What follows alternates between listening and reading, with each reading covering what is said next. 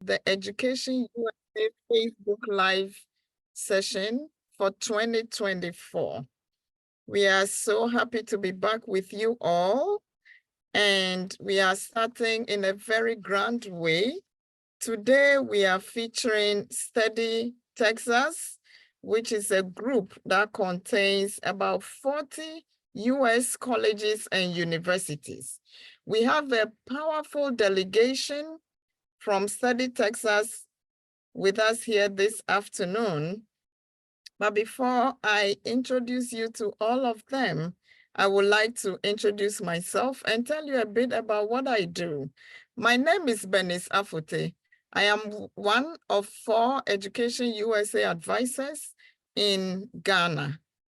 As advisors, we promote US higher education, and we also guide you through the process.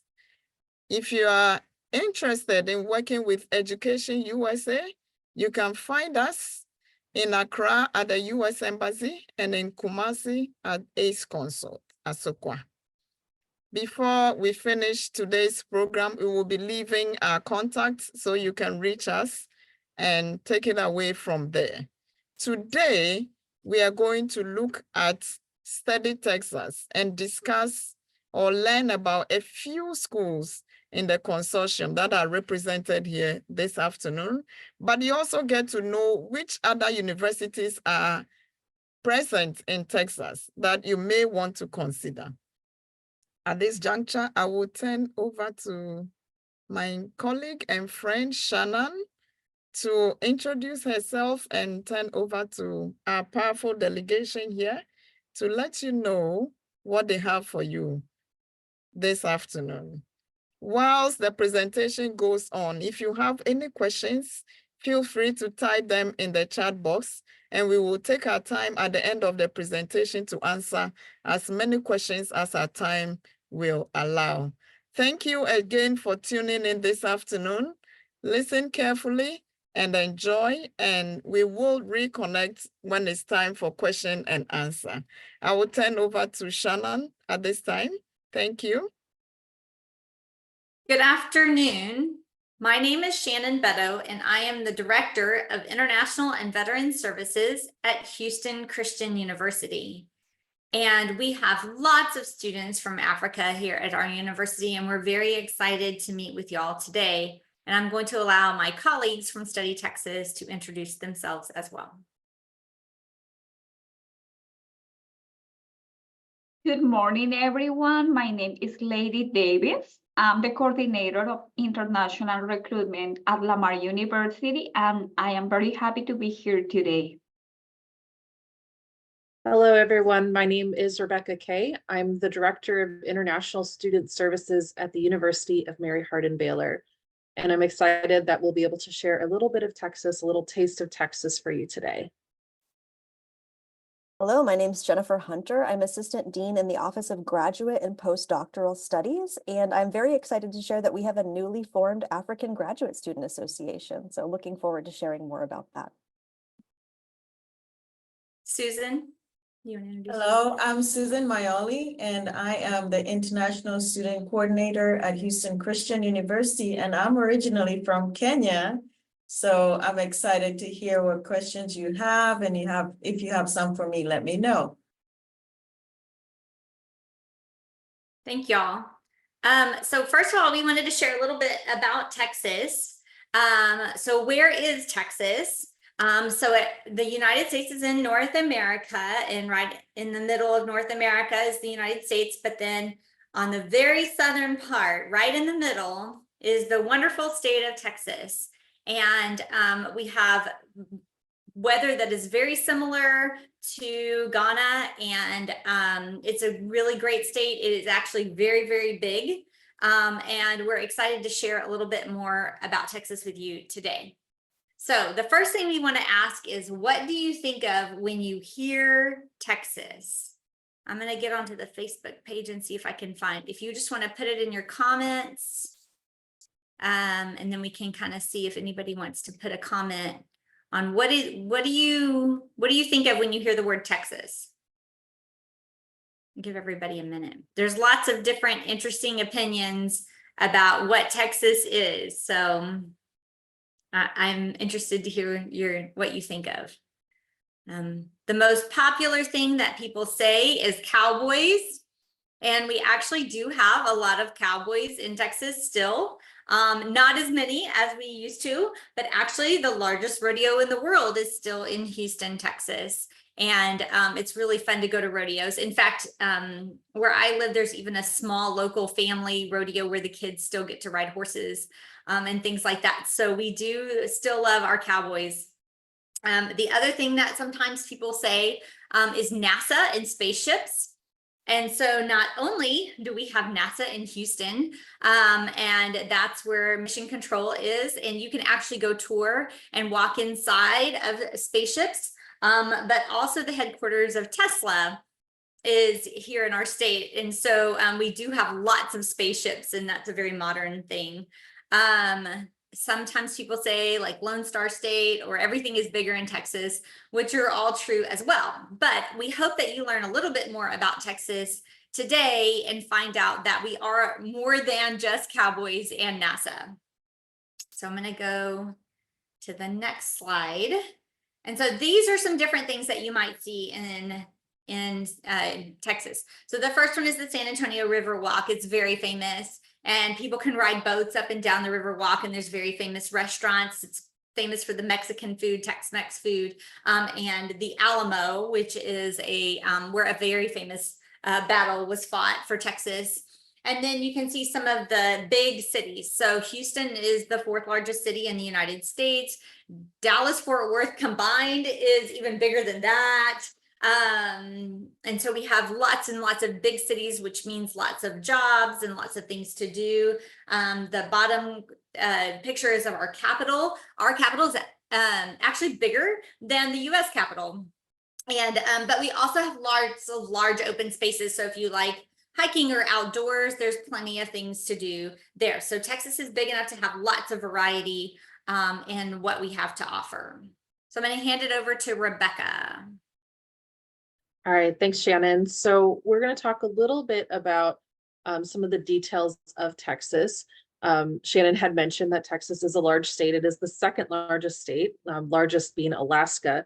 If you are on the western side of Texas, in the El Paso area, you could drive to California faster than you could drive to Dallas. So it is a big state to drive across or to fly across. It is larger than any other European country. And in terms of population, there are more people than cows at this time in Texas. There's about 30 million people. When we look at the economy of Texas, if it was its own country, it would be the 10th largest economy in the world.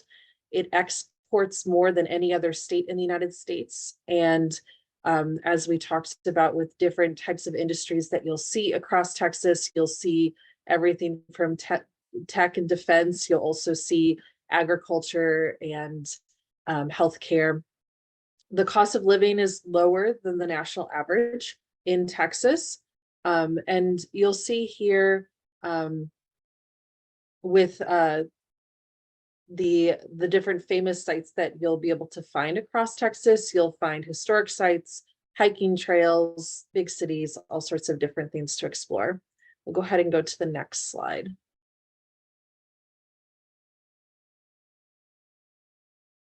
And when we're looking at Texas historically, it's been a melting pot of different immigrant populations and different communities coming together. Historically, you will see a large Spanish and German influence, but you do see other influences in different communities across the state of Texas. One of my favorite places to visit in Houston is a Vietnamese restaurant that does crawfish. And so they combine the crawfish kind of culture of the South, which is a creature that you can only eat in the South. They can't grow in any other place in the world. And yet you have those Vietnamese spices as well. So it's an amazing place to be able to see kind of those convergences of history with newer communities that are coming to Texas. Texas was once its own country. It gained independence from Mexico in 1836. It has been a part of 6 different countries in its history. So it is a unique place that really does bring different people together at different times, but is a place for everybody. So we'll go ahead and go to the next slide. Thank you, Rebecca. Well, resuming a little what Rebecca and Shannon mentioned about Texas, our weather is pretty similar to Ghana. Temps vary from 39 degrees when it's cold to 99 or more. Honestly, I am not from here. I am from Colombia, and I love the tropical weather because we can enjoy the different activities that our cities, big cities, offer in different times of the year. Also, I wanted to share with you, we have so many festivals, we have so many state parks to visit, and as you can see in our slide, we have the San Antonio's Fiestas, one of the biggest events here in our state. Also, to me, Texas is my home now, and I feel like people are very friendly and everybody show or make you feel welcome. Please, next slide. Okay, now one of the most important topics, our Texas industries. Texas, in average, has the 60% of the nation's total crude oil refining. Also, we have the biggest or the largest medical center in the world is located in Houston. We not only count with the oil and the health fields or in Texas. We also have the entertainment, tourism, and so many companies like Tesla just moved to Texas. And you can see there are so many opportunities for all our students who are going to take an OPT or CPT after graduation. Next, please. Okay, talking about OPT, CPT. So for all those F1 students, they are eligible for a 12-month of OPT optional practical training after the completion of the degree. The OPT can be completed before your graduation, and also we have the curriculum practical training, that this is part of your major. So to me, this is a great opportunity to gain experience and enrich your CV. So as international students, you are advised to think about join one of our STEM programs, science, technology, engineering, or math. They allow you to grow in different fields and again, gain experience while you're learning. Next. All right, so I get to do some fun stuff with y'all, and I'm going to be thinking about how well you are paying attention, how well you've heard the different parts of our presentation. We're going to play a little bit of a game, and so the next few slides are going to show you 3 facts. 2 of those are going to be true, 1 of those are going to be false. So when you see this first slide, you can let me know in the Facebook comments which one you think is the false statement. So A, Texas was once a country. B, the Texas Capitol is taller than the US Capitol in Washington, D.C. Or C, there are 27 million cows and 16 million people in Texas. So I'll give you a few minutes to think about those, but if you were listening carefully, you should know some of these answers already. And like we say, everything's bigger in Texas, so keep that in mind as well. If the Education USA people would like to guess, they're welcome to as well. Yes, please join in.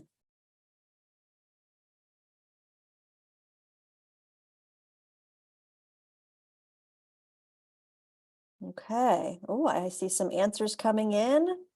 Some people think that there are, some people think that the more cows than people is false. Some people think that the Texas Capitol is taller than DC. That's also false. Okay, I see some more answers coming in.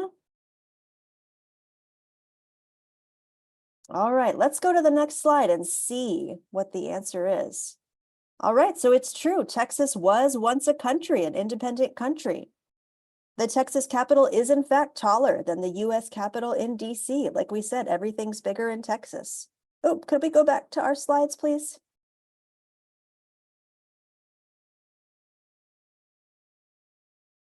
There we go.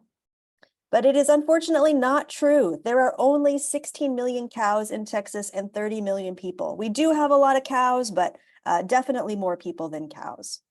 So let's test our knowledge again. Let's go to the next slide and see what we can learn next. So Texas trivia. Again, which one of these is false? A, Texas is the only state to have its own power grid. B, Texas is known as the adventurous state. Or C, El Paso, Texas is closer to California than it is to Dallas, Texas. These are tough ones. See what you think and put your answers in the Facebook page. Okay, we got there, okay. We'll give you a few minutes. And feel free to chime in. We're all friendly here. We're friendly folks here in Texas. We'd love to get your answers.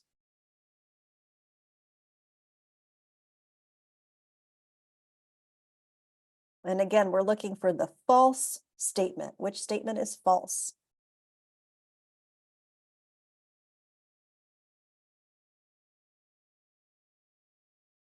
Okay, I see some correct answers. If we can go to the next slide, I think it's Bright Danso.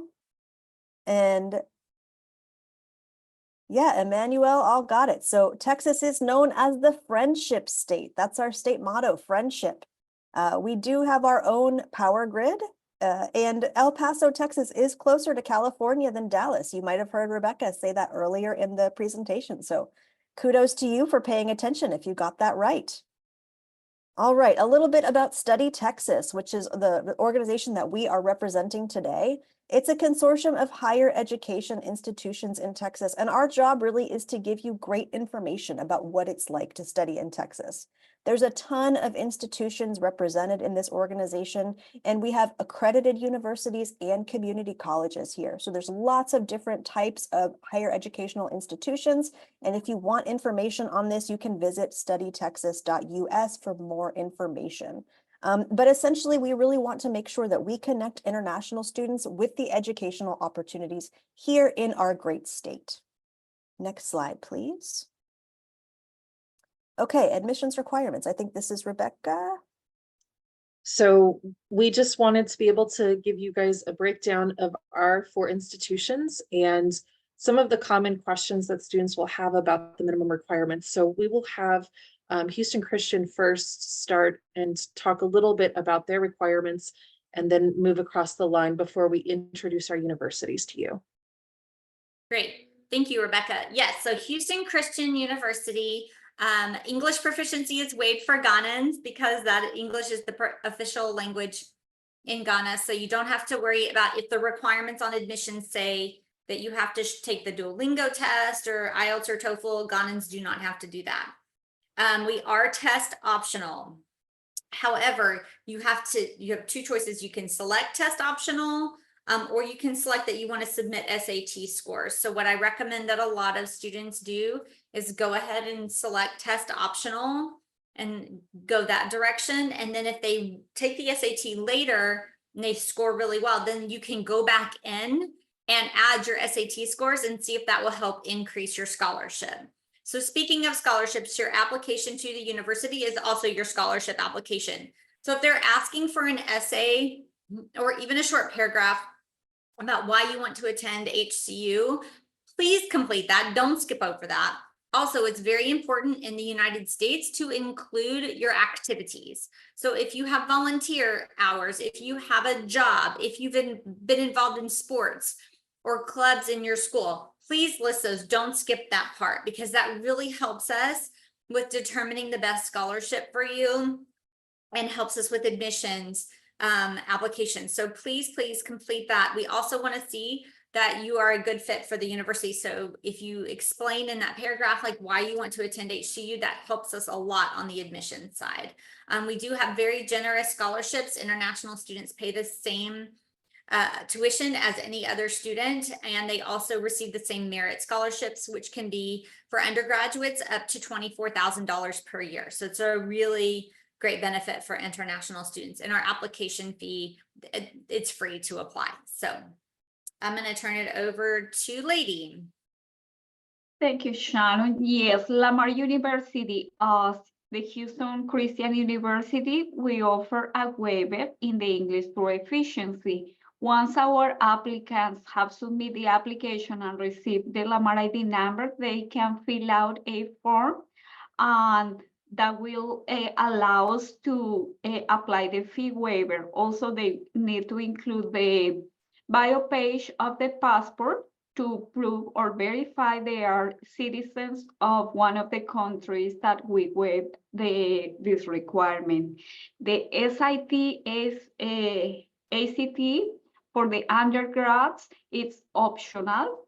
But if you are interested in any of the scholarships, you will need to submit that score. GRE is only required for a few programs.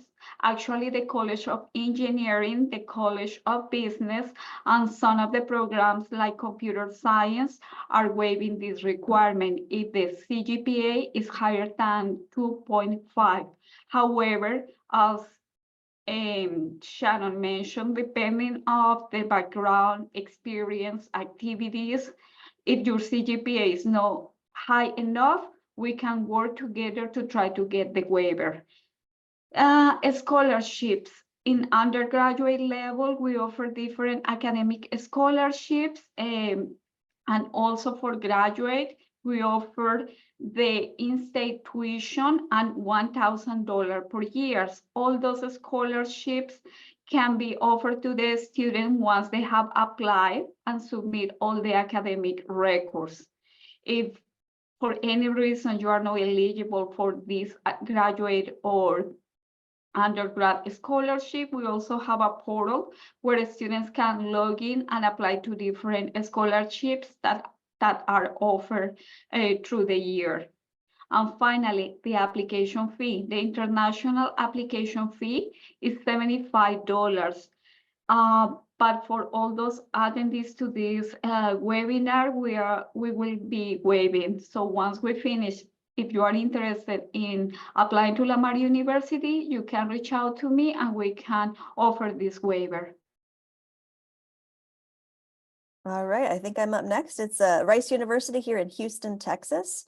In terms of English proficiency, we have 3 tests that you're able to choose from. We don't care which one you take, whichever one you like best is perfectly fine with us. And that's TOEFL, IELTS, or Duolingo.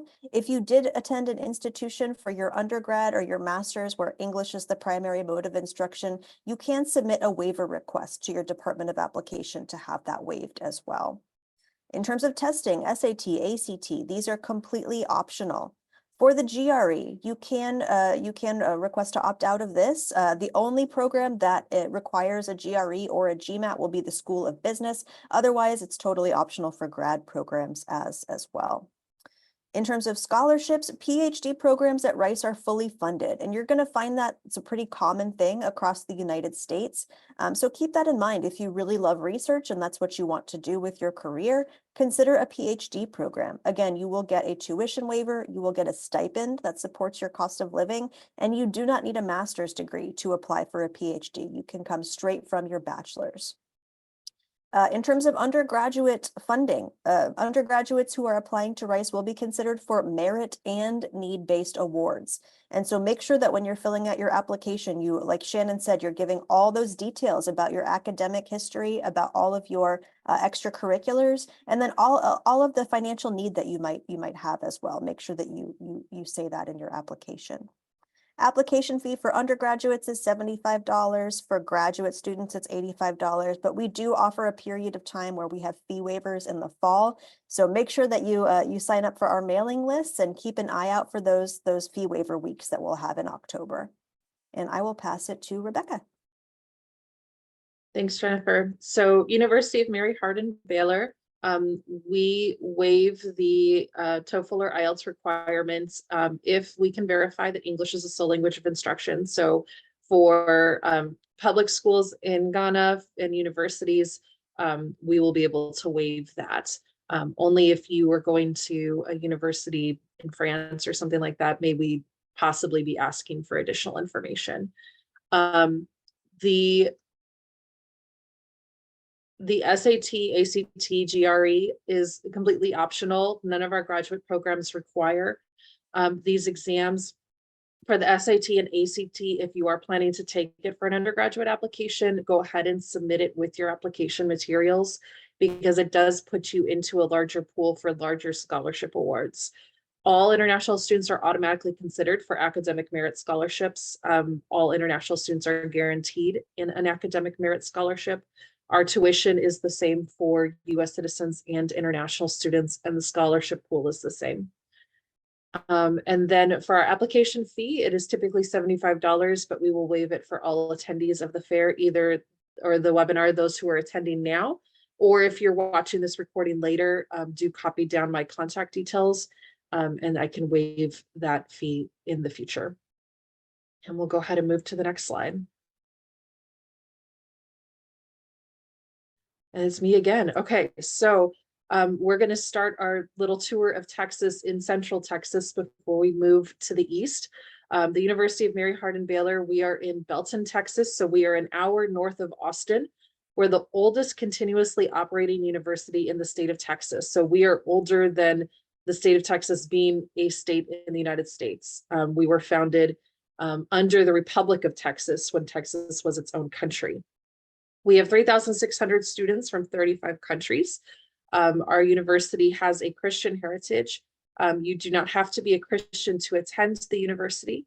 And we have 70+ degree programs. Our top programs at the university are going to be in our School of Nursing. It is our largest undergraduate program. Our health science programs, we have graduate programs in physical therapy and occupational therapy, exercise science. Our business school is one of our largest academic colleges as well. It has a pretty robust MBA program. And then our psychology and computer sciences programs, we offer cybersecurity, bioinformatics, information systems, and we also have a growing engineering department. If you want to compete on the collegiate level with a university, we compete on the Division III type of athletic programs. So the application process to become a student athlete in Division III is going to be very different than Division II and I. So if you have more questions about that, you can email me.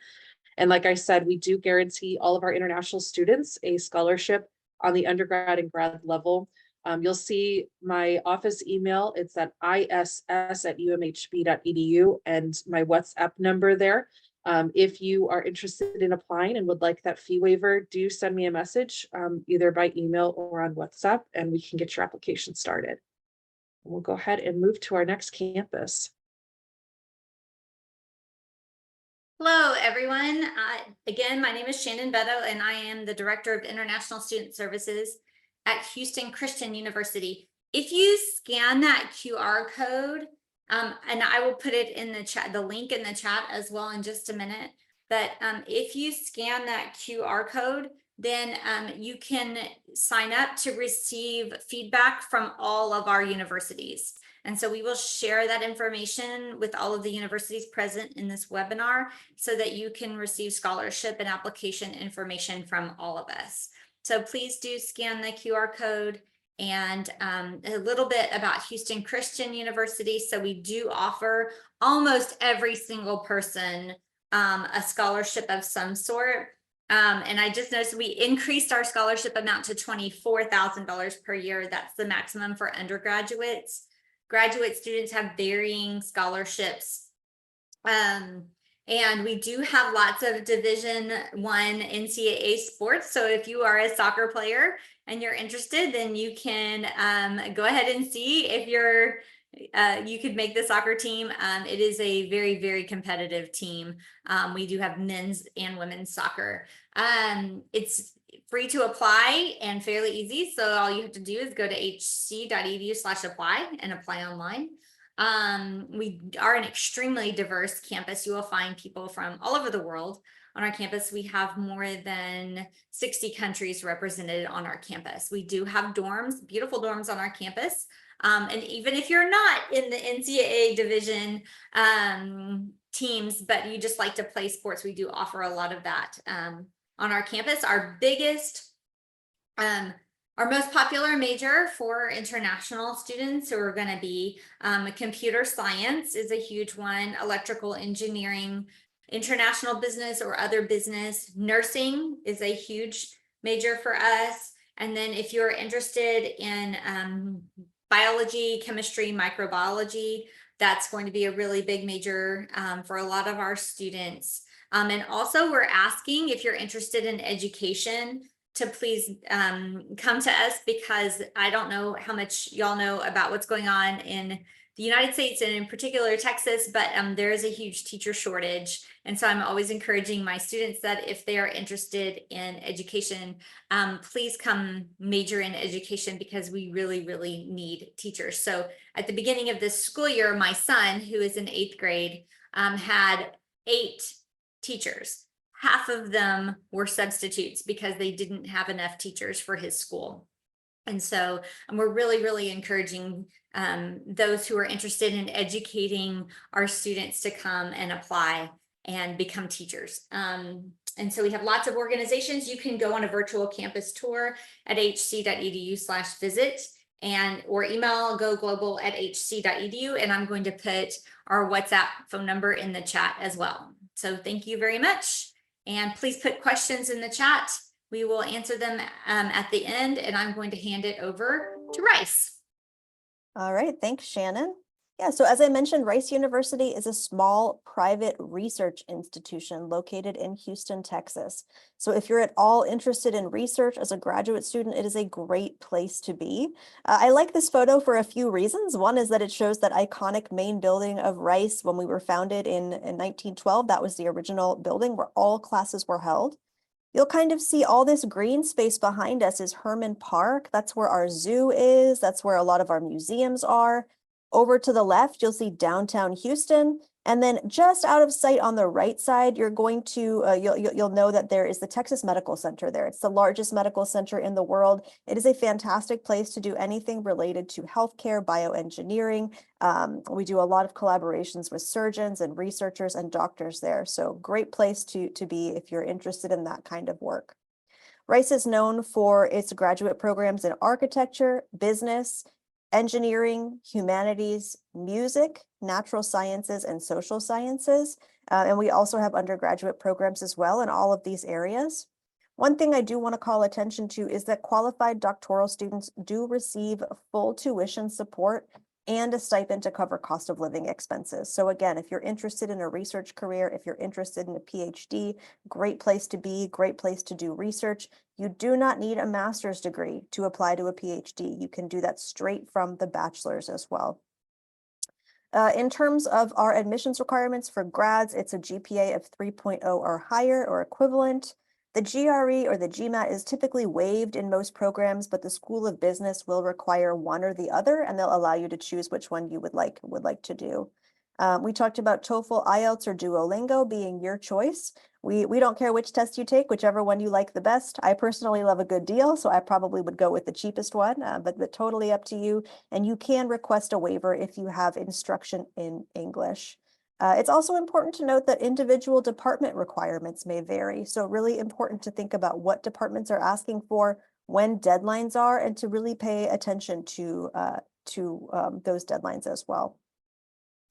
Okay, I'm going to end here and I'm going to pass it to the next university.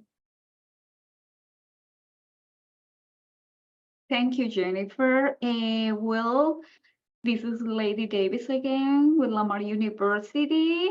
As I would like to highlight something about our university, proud of being on the top 10 of the best public universities in Texas. Here at Lamar, we have 63 different, we have students from 63 different countries. Actually, the slide says 62, but we get a new student this semester. I would like to talk about the programs we offer at Lamar. We have more than 100 programs to offer. We are located in the southeast of Texas. We are very close to Louisiana, and we also count with so many activities and industries around us. Well, our international students are more interested in graduate programs such as the MBA program, the Master in Information System, the engineering programs such as the electrical, mechanical, industrial, and also computer science is in our top programs for internationals. Most of our students or applicants are wondering, but what is the process? The first thing or first step is going to applytexas.org and submit an application. Again, if you are interested in applying to Lamar or any of the universities that are presenting today, you can reach out to us. And I think most of these universities will offer an application fee waiver. The English proficiency requirement, again, is waived for all the students from Ghana, and the GRE will be waived if you are applying to the College of Engineering, College of Business, and some other programs that only require to have a CGPA higher than 2.5. One more thing I would like to highlight is we have so many different groups with activities for students of different countries. We have the Bangladesh group, we have the West African Association, and I think 5 or 6 more groups that offer different activities on the weekends. If you want more information, please reach out to me. I have the WhatsApp number here at the bottom of the slide, and also my email address is found as well. Thank you. Okay, now we would like to do some questions and answers. Bernice, do you want to facilitate that? Or I can if we need to. Yeah. Thank you all very much for taking time to take us on a tour to Texas, and also touching on your different universities, giving us the key salient things to know about your different universities. I'm going to start from Facebook. I will switch to WhatsApp and then come back. So Dennis is asking, do you offer Master of Philosophy in Geography? I would like to say before we continue that these are big universities. So sometimes they are offering a broad range of programs. So it will be helpful if students after this program will follow up. They left a lot of information for us, but if you could follow up for each of the universities you are interested in to look at the different programs or range of programs they offer. But the question is if there is a Master of Philosophy in Geography. So MPhil is also a program that we do in Ghanaian universities, not so much, not in the US. They have masters and they have doctoral programs as well. Having said this, I will turn over to my very able, powerful panel to see if any of you have geography as a strong program at either the master's or PhD level. No geography at Rice, sadly. No, we don't either. I'm sorry. We do have a Master's of Philosophy. So I think you could choose the area that you want to emphasize in, but not in particular geography. That sounds fun though. No, unfortunately, we don't offer this program. We don't offer that program either. I would encourage the students to take a look at the Study Texas website, because all of the partner universities and Study Texas, their websites will be there. And so you'll be able to kind of explore some of the other schools in Texas I'm sure that there are a few of them in the consortium that do have a master's in geography. Okay, so that's a question about for Houston Christian University. What is your scholarship for master's degree? Oh, okay. I think Susan answered. Yes, she did. Yeah, so we have varying scholarships. It depends on the department at the graduate level. And so you would need to talk to the department and graduate admissions to determine which scholarships would apply for your particular program. But great question. Yeah. So there's another question about somebody has a higher national diploma, which is equivalent of your associate degree. So he's asking, he has an equivalent of associate degree. Do you consider top-ups for students like that who have an equivalent of associate from Ghana? For our graduate programs, generally, we're looking for a bachelor's for admission. I'm not quite sure what you mean by top up, though, if you could maybe clarify that part. Oh, okay. So if you are doing graduate, then that doesn't work. For those doing undergraduate, top up is like transfer admissions. Because what they have is not quite a degree, Right. and they're looking to upgrade into a degree. Right. In that case, we would need a foreign transcript evaluation to see which classes the student has taken already, because we have degree plans. And so the student could potentially get a lot of transfer credit over to the degree plan at the bachelor's level. And we need the foreign transcript evaluation to say, the student took this class in Ghana, and that would equal this class in the United States. And then they could get a lot of transfer credit. You would need to apply as a transfer student. It happens a lot. It would be the same for UMHB. The student would apply as a transfer student, and we would need a course by course evaluation from a third-party evaluation. We do work with a few NACE accredited evaluation companies, and they do provide our students a discount for their evaluations. So we encourage transfer students to reach out to my office so we can get them that list with the different price points for those course by course, so we can try to articulate as many classes as possible for them to finish as quickly as possible with us. Thank you very much. There are a few more questions on programs, majors. Few people are asking if you have social work, and a few more are asking if you have data analytics or data engineering. We do offer programs in data science. We don't have social work.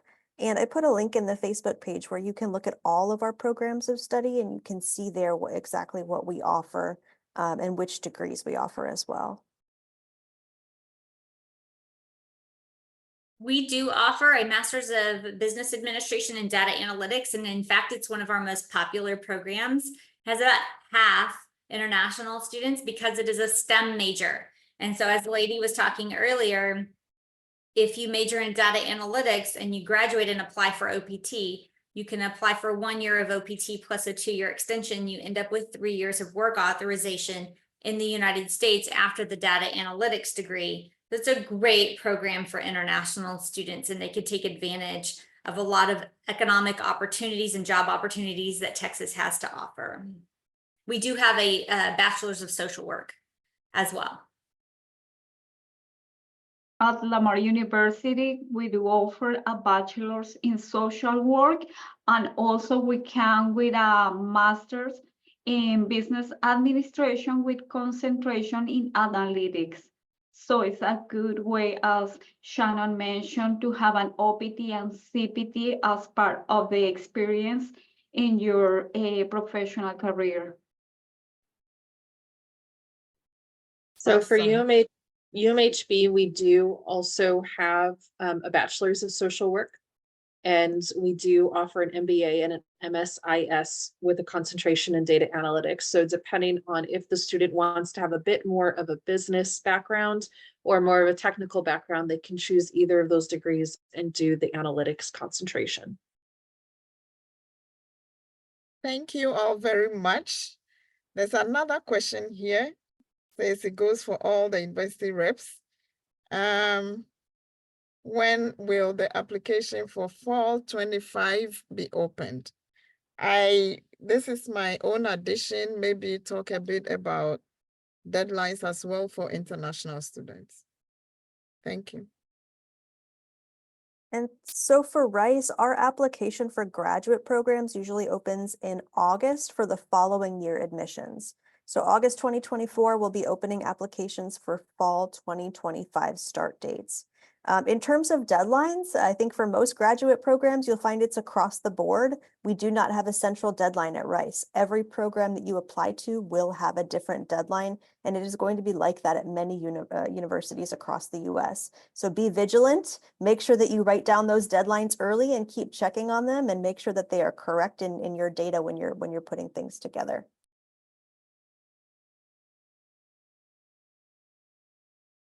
For UMHB, we have rolling decisions for applications, and we typically open our applications 18 months before the term starts. So our fall 25 is currently open.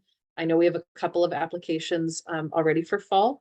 And in terms of our deadlines, we recommend that students, if they're outside of the United States, to apply at least 45 days before the start of classes, so they have enough time to get their decision, apply for their visa and all of that.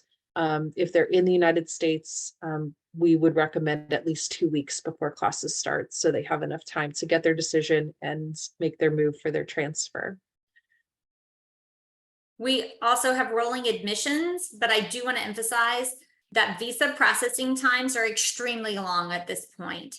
And so please make sure that you're applying in enough time to be able to get your I-20, which you have to turn in documentation, your passport, financial affidavit, bank statements. You need to turn all of that in and get your I-20, pay the CVIS fee, and then make your visa appointment. And that's taking our students a very long time at this point.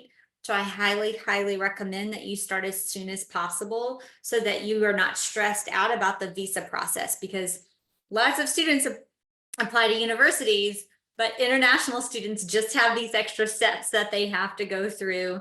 And so it makes international students amazing because they are very resilient and they can handle lots of different things going on and lots of challenges, and they really overcome those challenges to be able to succeed here in the US. And then they end up with a lot of opportunities because of that. So I want to encourage you that if you're interested in any of our universities, please apply as soon as possible. At Lamar University, we will open fall 2025 in July. Actually, we only have open for spring 2025. That's like the forest. And also our application deadline for fall is July 1st. For those students who are already in the USA, we extend the application deadline until August 1st. Again, as Shannon mentioned, please guys, if you are interested, start your process as soon as possible, because the visa appointments are taking longer than expected. So most of our students have had to defer their semester.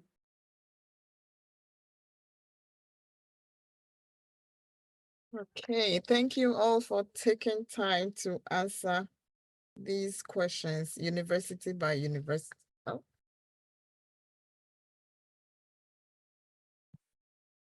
So the next question is about GPA. Somebody is asking if you have a 2.5 GPA on so this will be on a 4-point scale. Do you accept that GPA for a master's degree program? I guess this goes to Rice. It's possible, but you really need to talk to the department early to see what's possible. And so they can put in a petition for you to be accepted, but you really need to be talking to them and kind of getting their guidance on what they'd recommend. Yeah, I echo what Jennifer said. I think for any university graduate level program, if your GPA is a little bit lower, you need to really talk about your experience and your passion, and what you could bring to the university, and that you can be academically successful in a graduate level program. So I would really encourage you to talk to the department and see what they're looking for sure. At Lamar University, this depends on the program. Our College of Engineering and Business allows students to apply with a minimum of 2.5 CGPA. However, we have other programs that require the GRE. So as my colleagues mentioned, it's better if they contact the program directly.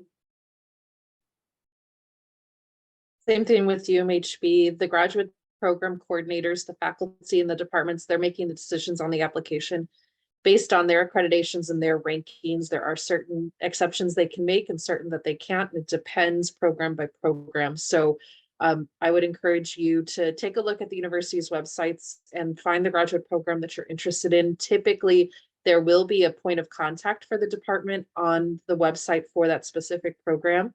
And just reach out and share your information, and they'll be able to provide you more insight as to what their admission criteria would be for special exceptions. Thank you all very much. If you have just joined us, you're watching the first edition for 2024 of the Education USA Ghana Facebook Live. We are featuring 4 universities from the Steady Texas group. They have a membership of 40 universities and colleges. And today they have taken us through different universities in Texas and what the state of Texas has to offer. It is the second largest state in the US. We are taking questions now. And our next question is, do you require a transcript evaluation or is it optional for admissions? For Rice, it is optional. It depends on if you are applying as a freshman, so you've never attended a university before, you have no university credit, we usually can accept a transcript. But if you are applying as a transfer student, so if you need credit transferred from your previous program, like the associate's degree that we were talking about, or if you're applying to a graduate program, then you will need a foreign transcript evaluation so that we can give you credit for the university classes that you have already taken. All our undergrad applicants need to have an evaluated transcript, but for our graduate programs in the College of Engineering, Art and Sciences, we do offer a in-house evaluation. So this is a good advantage because the students can save up to $300. However, the other programs will require evaluated transcript course by course. UMHB is the same as HCU. If you are a first-time freshman, you do not need a third-party evaluation done. If you're bringing in transfer credit from a university outside of the United States, we will need a course-by-course evaluation. And if you're applying to a graduate program, the departments require that third-party evaluation of your university transcripts. Okay. Thank you all very much again. So I'm going to look a little bit away. There's a question on what support systems you have for students with disabilities. This is a really great question, and I'm glad you asked it. And so most universities, and certainly at Rice, we have a disability resource center. And you can visit there, or you can call or email them and basically talk to them about what issues you're facing, and they can help you make accommodations, both in the academics that you're working with, or maybe in the places that you're living. If you need accessible housing, that could be something that they work with as well. But most universities will have something like this to support you through that. Yes, completely agree. Awesome. So there's another question here on WhatsApp. So a student is asking if students can receive scholarships from multiple sources. Some of you shared links to your scholarship sites, and I guess the question is, I see multiple scholarships. Can one person apply for a number of them, or you're limited to one at a time? So most scholarships are stackable, meaning you can get this merit aid and then you can get this one and then you can get this one.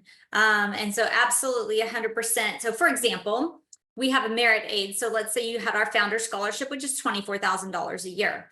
Then we have another scholarship for ministry dependents. So if your parent is a pastor or in the ministry, a missionary, something like that, then you can get another scholarship on top of that. So one scholarship doesn't reduce the amount of the other scholarship. There are a few that are not stackable. So for example, athletic scholarships, we have to be very careful because of the NCAA, how much money we can give each student. But as far as like different scholarships, most of them are stackable. And I had a student who graduated recently and she pretty much had a scholarship to cover every single semester. She worked extremely hard for that and did her own research. So there are scholarships out there. You need to be looking for them now to see if you can qualify. But I recommend that you do that. You're not going to get all of your money from the university for an undergraduate program. There are very, very few fully funded undergraduate programs. So just be very careful about that. Awesome. I'm going back to Facebook. So there's a question that I really like. Said, what makes a student outstanding? And what makes you choose one student over the other? I really like that question. I like this question too. And so I can speak from the graduate level, but what we are looking for the most is folks that are going to be involved on campus. And so we're really looking for students that are well-rounded. You know, you've got good academics, that's one part of it, but we're also looking for people who are excited to join a diverse campus community, who want to contribute to that community. So like Shannon said earlier, I think talking about your extracurriculars are so important. Talking about the jobs that you've had, the times that you've had to work with different people. And one thing I would consider strongly is when you're writing those essays, think about how to put that information in those essays. Think about how to talk about yourself, how to sell yourself.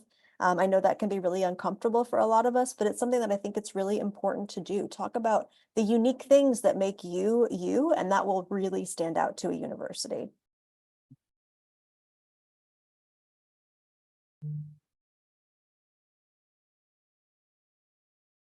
One thing that graduate faculty at my university, when I've talked with them about what they look for, because they make those decisions on the graduate applications, they speak a lot about, you know, we are looking to train the next level of professionals and academics within our field. We're looking for our future colleagues. And so they really want you to be able to highlight your passion for the field, what you want to contribute to the field, because they want to instruct you, but they also want to collaborate with you, and they want to see you succeed and go on and do amazing things within your fields of work. So do definitely highlight those things that you're most proud of and the things that you want to accomplish as you go through the degree and after you finish the degree.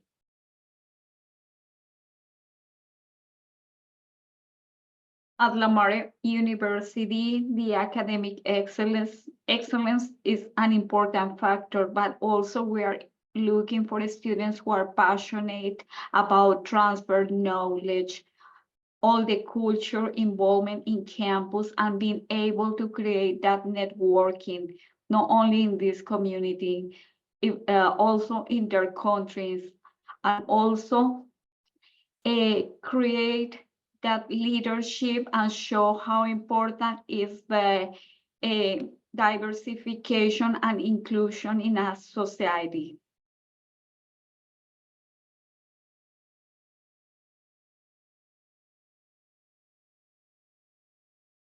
Shannon, did you want to add something? Yeah, like I talked about earlier, you know, we really want to see, so we had an issue since COVID of some students just sitting in their dorm playing video games. And that can be fun for a while, but after a while, it's not good for your mental health. And so we really encourage students to plan to get involved on campus. And so If you want to do well academically, make friends in your classes and make study groups and join 1 or 2 organizations at least. You don't want to get over involved and then not have time to go to class and study, but you also want to build your resume, right? You're looking for a job after you graduate, and these activities and leadership experiences will help you do that. We also offer a lot of jobs on campus to our international students, but they are evaluated based on their merits. And so if you have some experience working in your home country, or you've had some IT experience or volunteer experience or anything like that, those are all going to help you to find a job on campus or have a leadership position on campus. So if you tell us about those things ahead of time, that helps us help you. And that's what we're looking for.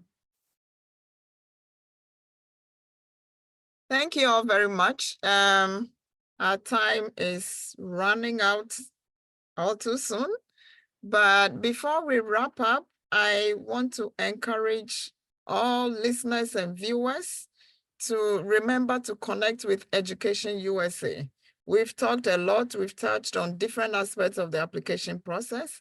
If you feel overwhelmed by what you're hearing right now, feel free to connect with Education USA Accra or Education USA Kumasi. We'll be leaving contacts, but you can also go to educationusa.state.gov and you can have access to all the 2 centers in Ghana. We are here to help you. We are your one-stop shop to studying in the US. We provide information and we also guide you through the process. So remember to connect with Education USA Accra or Education USA Kumasi. Before we wrap up, there is one last question. So this is more on graduate application. Rice University, when Jennifer presented, had mentioned that you can apply to a PhD program with a bachelor's degree. So somebody is concerned about what you will look out for. And there's a question related to that on whether you will need work experience if somebody is applying to a PhD program who probably would just have finished a first degree. Yeah, so we get questions a lot of, am I competing against people with master's degrees? Am I competing against people with a lot of work experience if I'm just coming with a bachelor's?